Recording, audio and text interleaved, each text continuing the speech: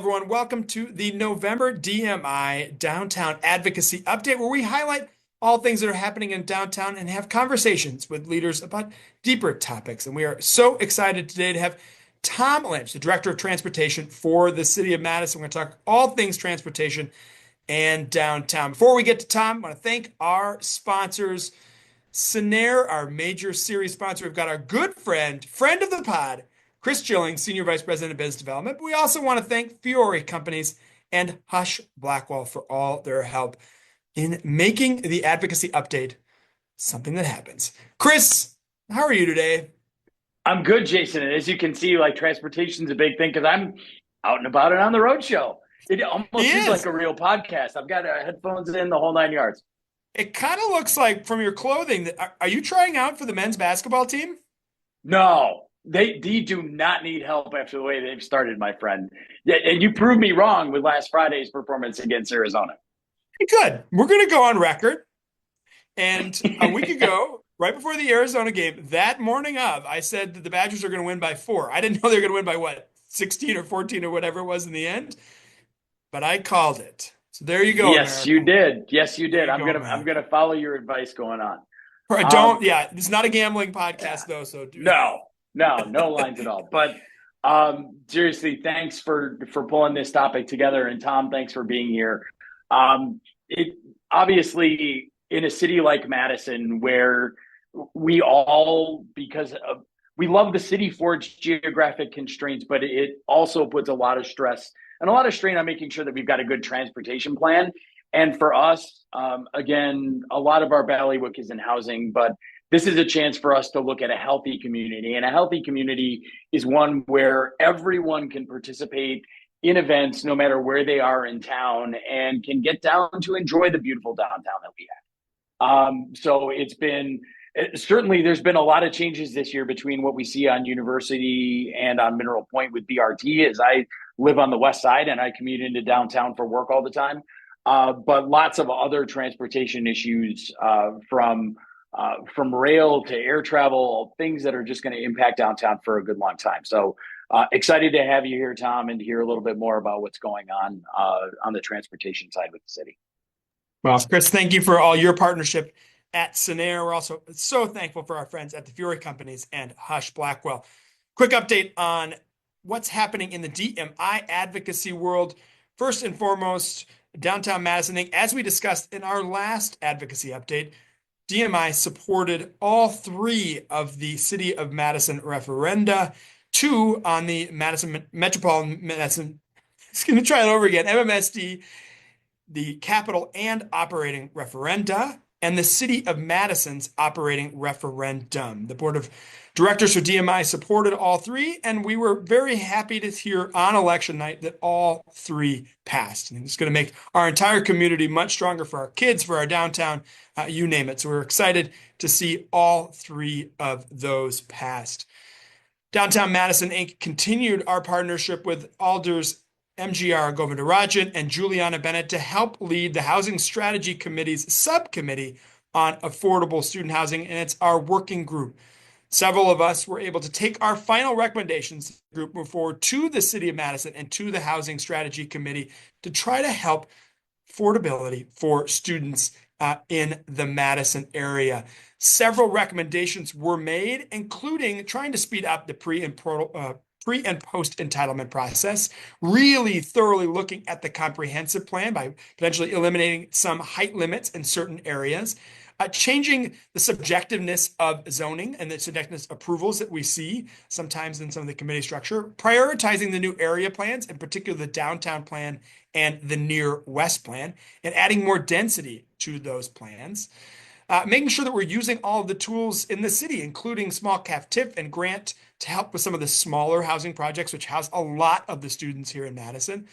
And also allowing flexibility in new housing to make sure that we're not just building for one user, but for many users, both workforce and students in the market. We also want to really encourage a new comprehensive market analysis for the greater downtown area.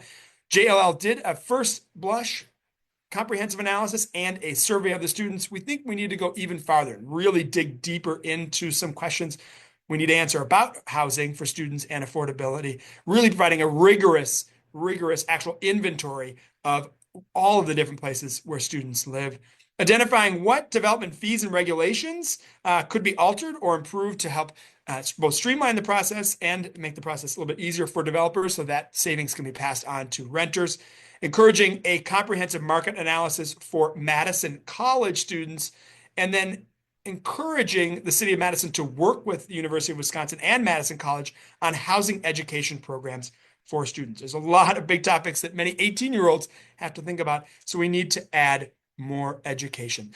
Those recommendations were moved forward with a couple of slight modifications from the Housing Strategy Committee and were approved on the consent agenda by the City Council. We are excited to continue to work with the City of Madison and the alders and the administration to continue to try to create solutions for affordability for everyone in downtown, but in particular for students with the Affordable Student Housing Working Group.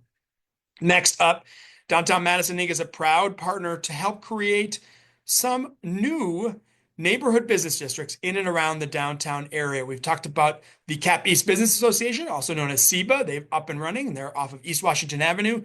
But unfortunately, under COVID, there was no longer a Willie Street Business Association. Both Guava and We Are Willie were no longer after COVID. There's been several leaders, including Bradley Tabor at Heartland Credit Union, that have picked up that mantle with Carla Mason and Anya and several other folks. And they have now created the Williamson Marquette Business Alliance, which we are wholly supporting here at Downtown Madison Inc. and helping on the administrative side to get them up and going. Creation of bylaws, articles of incorporation.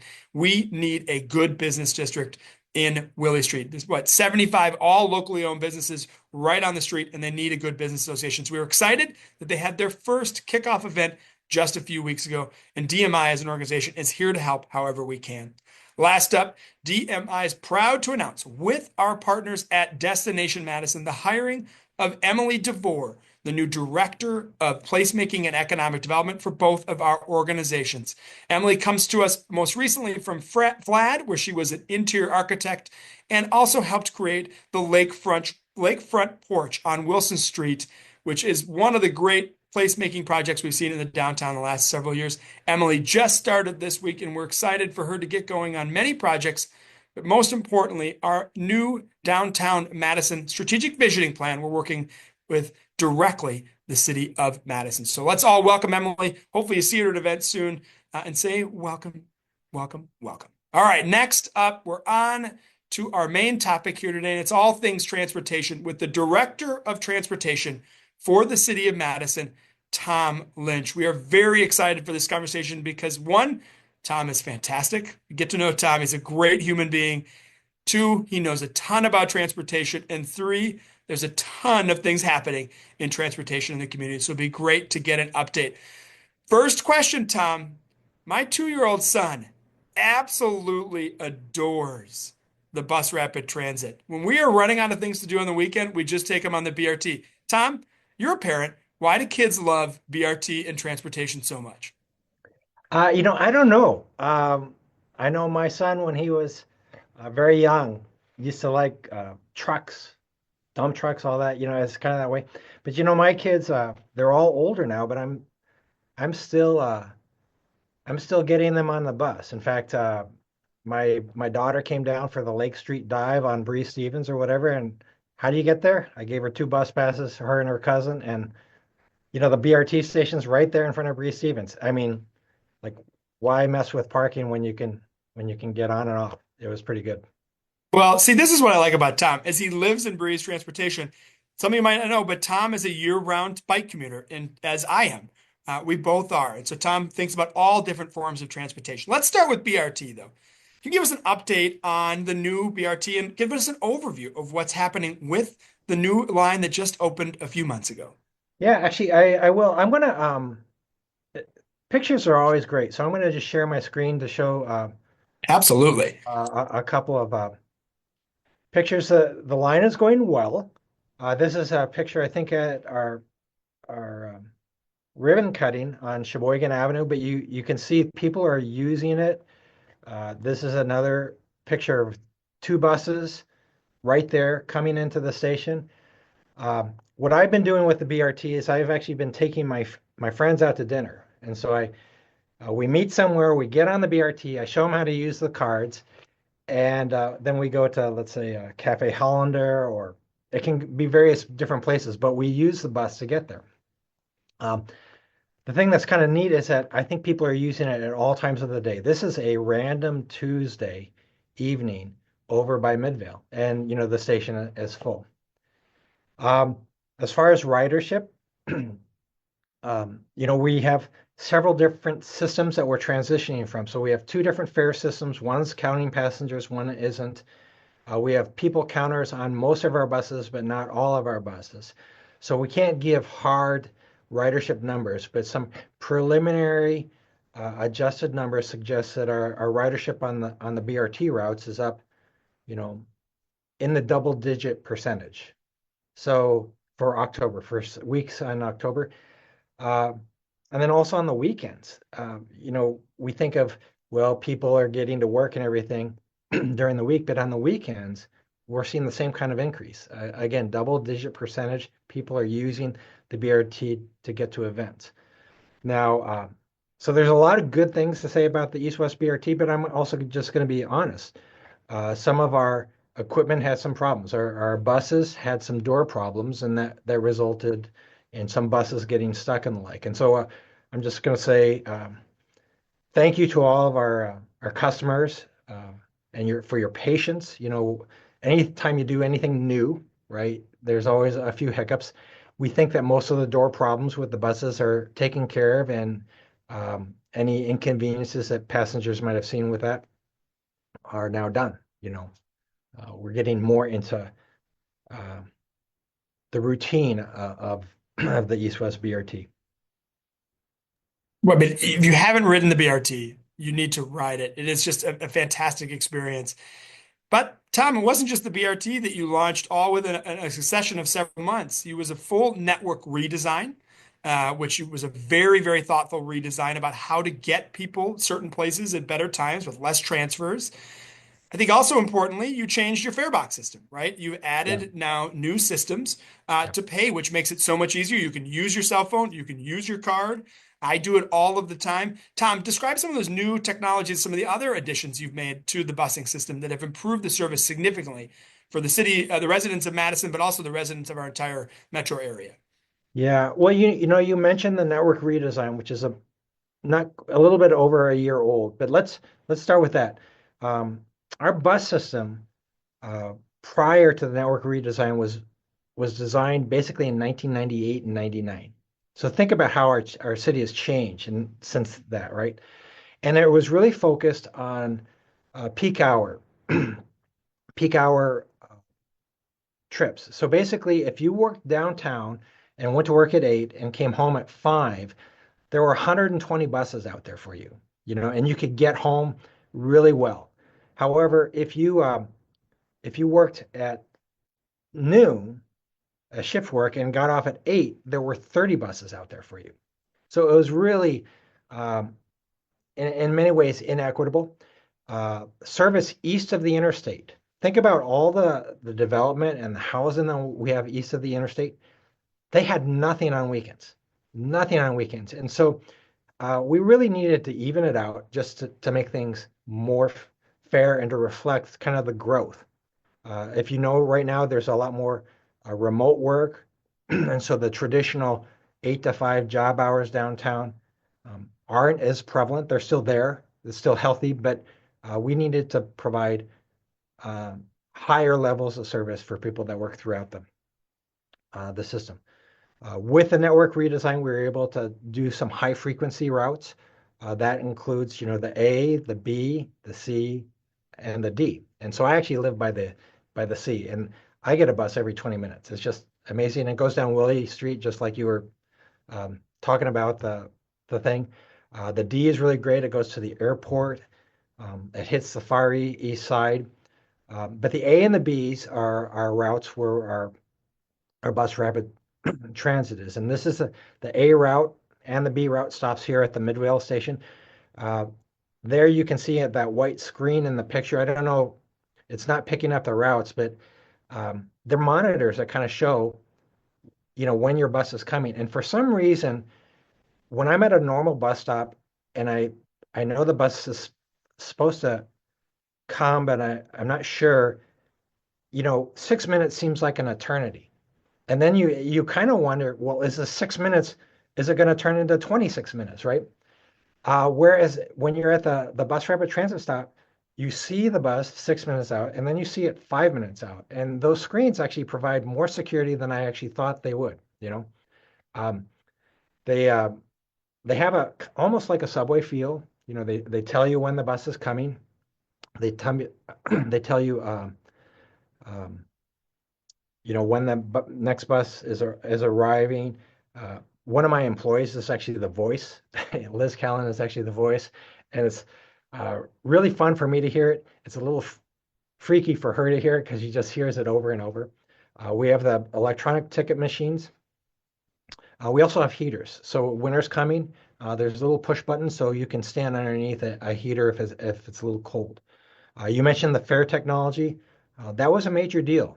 We implemented that literally about 2 or 3 weeks prior to the initiation of the bus rapid transit. Note that the bus rapid transit also has 63 buses with a new charging system. So um, I'm actually going to give a shout out to our Metro employees. There was so much change inside of a 6 week period. It was just amazing. Um, but I think it's providing significant benefits to the ordinary citizens like you or me, or who just need a way to get to places, right? So right now you showed a fast fare card.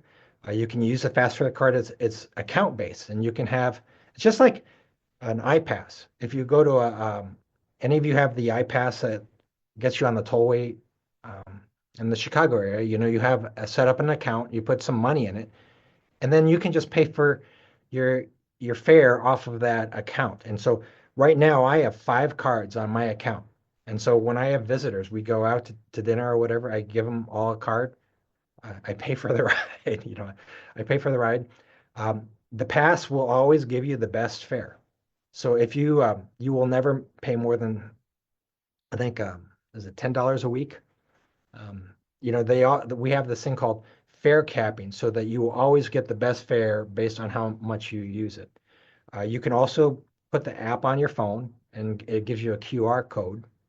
And then coming this spring, we hope to institute where you can just use your regular credit card. If you go to some places like London, you can just use your credit card to get onto the subway. Soon, probably within 3 or 4 months, you'll be able to do that here. And while I'm talking about London, I think many of us get to travel to other cities, right? And we'll go to maybe New York or to London or Paris, and it's always a big deal, right? When you get to go to a place like that, and you always seem to take the time to learn how to get around. You learn the underground when you're in London, right? So I'm actually going to challenge everyone. Well, why not learn the underground in Madison, which is our BRT? It's really, once you get on it once, you realize how easy it is to use. In fact, I used it to get to the basketball game last Friday. It just drops you off very close to the Kohl Center, close to Camp Randall. So those are some of the things that are going on with the East-West BRT. Now, and you made a challenge to folks. I would also challenge all of the employers and nonprofits that are listening. Do like DMI does. DMI provides transit cards, paid transit cards for all of our employees. This is a wonderful program that the city of Madison and Metro Transit has run for years, and it really does help provide significant opportunities for your employees, but also really is just doing the right thing to support Madison. All right, so you talked about both the A and the B lines. And the A line is the current east-west line, but we know there's going to be significant work on the north-south line or the B line. Where are we with the planning for sort of more upgraded BRT experience for the rest of the north-south line? Yeah, so the B line is the north-south line. We're in project development for that. We've been recommended for $118 million worth of federal funding by the FTA. The project will probably cost between 150 and $200 million.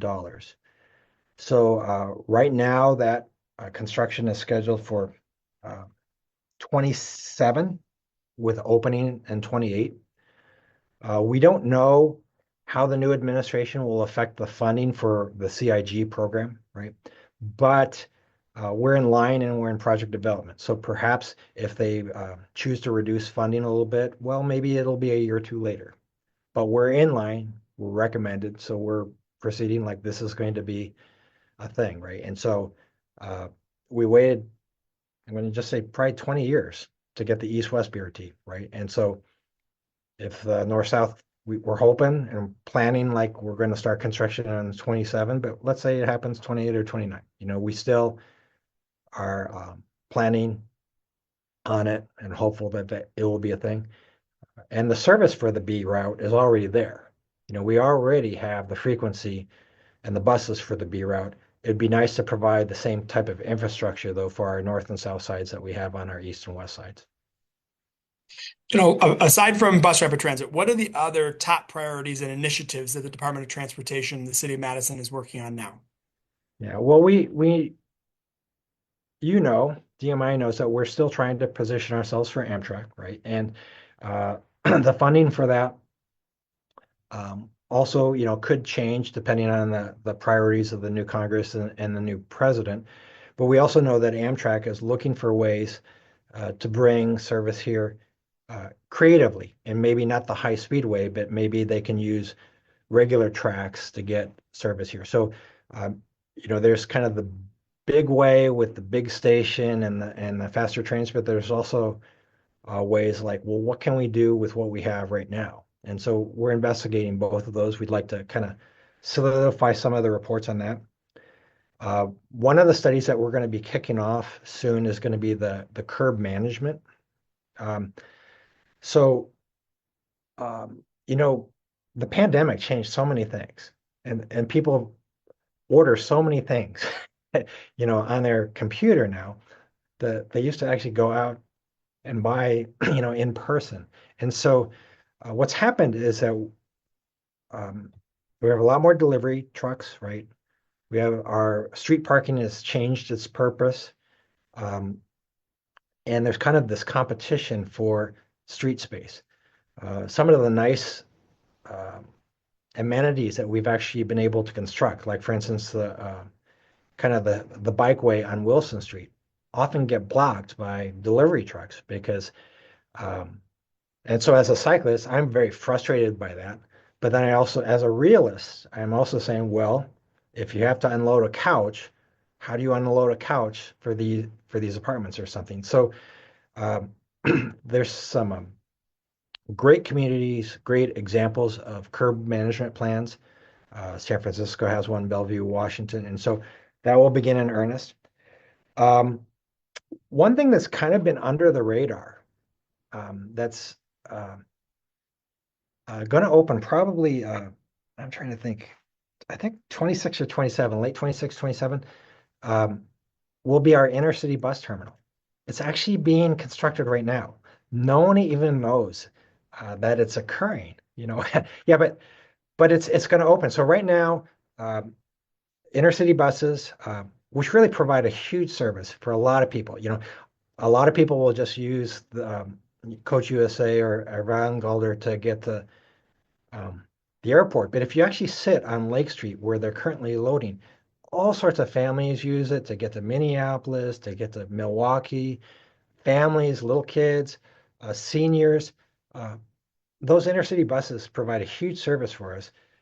And right now, everyone has to wait out in the cold, and so the Lake Street with the reconstruction of the Lake Street garage, we have an inner city bus service that will have indoor heated space, safe place to wait. If you needed to go to the restroom, there'll be a restroom there. It's being constructed now. I'm unsure. It's connected to the Lake Street garage, so it's the timing, the opening, I think will be in the year 26. Um, we also, Madison area got a Safe Streets for All grant, a federal grant for $7 million. And that's going to take um, like 25 small projects, but they're still exciting projects. They're ways to make Madison safer. Um, examples. I have a list of examples. A safety study on South Whitney Way near Schrader Road, um, the North Fair Oaks from East Washington to Commercial Avenue. That's kind of on my side of the town. Shanks Corners. Everyone, for 15 years, people are saying, "What are we going to do with Shanks Corners?" Right? So we're gonna study that. And then there's a lot of traffic calming, new, you know, improvements at 21 intersections near transit stops. So that's going to be big. As far as construction projects, um, I think people may not fully understand how much construction is going to occur over the next 6 years. Um, a lot of it's going to be with the city of Madison, but I might say even more of it might be occurring with the Wisconsin Department of Transportation. Uh, the Wisconsin Department of Transportation has kind of focused most of their attention in the last decade, probably in the southeast region of the state. Well, they've moved to Dane County, and now Dane County is kind of the focus of their efforts. I'm going to share this map again. Let me see if I can. Um, go through some of these. So next fall of 2025, John Nolan Drive, which is a city project with federal money, is going to be reconstructed. So that's going to be a year and a half project. It's going to make it nice. It's going to make John Nolan Drive a slower, more, I'm going to say, urban street. It'll have a nice walkway, an improved bikeway, but it will disrupt travel. We will keep 2 lanes in both directions open, during the construction, but people will feel that. In 27, hopefully the north-south BRT will be under construction, and that could slide maybe to 29, depending on the funding priorities, but we believe it will happen. The nice thing about the north-south BRT is it's going to reconstruct Park Street. So I think when we did some of our public involvement for the Park Street and Let's Talk Streets, people on the south side said, well, why can't we have a Monroe Street? Why can't we have a nice street like that? And so what we're doing with the north-south BRT is we're going to try and make Park Street a nicer street. We're going to put more trees on it. We're going to put a side path on it so that if you have an 11-year-old who wants to go to the library there, they can bike to the library. And we'd like to put in the same infrastructure that the East-West bus rapid transit has, where when you go to the bus stop, you can go to a station, see when the bus is coming, push a button if you're cold, and the heat will come, right? So those are kind of City of Madison initiatives. We completed the East-West BRT. The Wisconsin Department of Transportation has basically 3 big initiatives going on right now as well. One is the interstate. It's going before the Transportation Projects Commission for funding. I think it's December 9th. I suspect that it will receive funding. It's probably a 15 to 20-year-old project. It will expand the interstate, which will affect travel. One of the early things that it will be constructing, though, is a new interchange up by Hepker Road. And so that interchange by Hepker Road will help provide a new access to the American Family area and the UW facilities, the UW hospital that's there. My family has personally used that UW hospital complex, and I was just amazed at how much stuff is there. There is a lot of stuff there. So while we provide bus service there, they'll also have kind of an access through an interchange off the interstate, which will also serve Sun Prairie. They're also doing Wisconsin DOT is also doing the North Stoughton Road project. That probably also will receive funding right around at the Transportation Projects Commission, December 9th. That's a relatively large project as well. They'll start on the north part of Stoughton Road, which is by the airport, but then they'll move onto the south portion over by the Highway 30 area. They're going to put a side path on. Right now, if you need to go north south on a bike, how do you do that? You can't. How do you get to Walmart, on the east side on a bike? It's really hard. And then the last part of it is they'll be reconstructing the Stoughton Road, East Washington intersection. And then finally is kind of the South Stoughton Road project, which also will be a pretty major project. The Wisconsin DOT just had a public meeting on this last Tuesday, where they're looking at, kind of highway expressway alternatives, but they're also looking at urban street alternatives. Maybe could this be a wide boulevard, and could it feel more like a city street than a highway? And so they're evaluating that. They're going to probably have their environmental document out late in 25. So that the South Stoughton Road study is following the North Stoughton Road study by maybe a year or two, but it's still a pretty major change. And a lot of these, Wisconsin DOT projects are focused on the east side. So if you live on the east side, you're probably gonna feel the effects and see the effects of this. Well, Tom, there is a lot happening here in the city of Madison. We are very thankful for all of your leadership with bus rapid transit, with passenger rail, with the new, so many new parts of the bike and pedestrian infrastructure that you continue to improve. We haven't even talked about, Vision Zero and the excellent work that you all are doing to limit any deaths on the road. Tom Lynch, Director of Transportation for the City of Madison, thank you for all you do. We are proud to be partners of yours. Any last words from you, my friend, on our transportation infrastructure?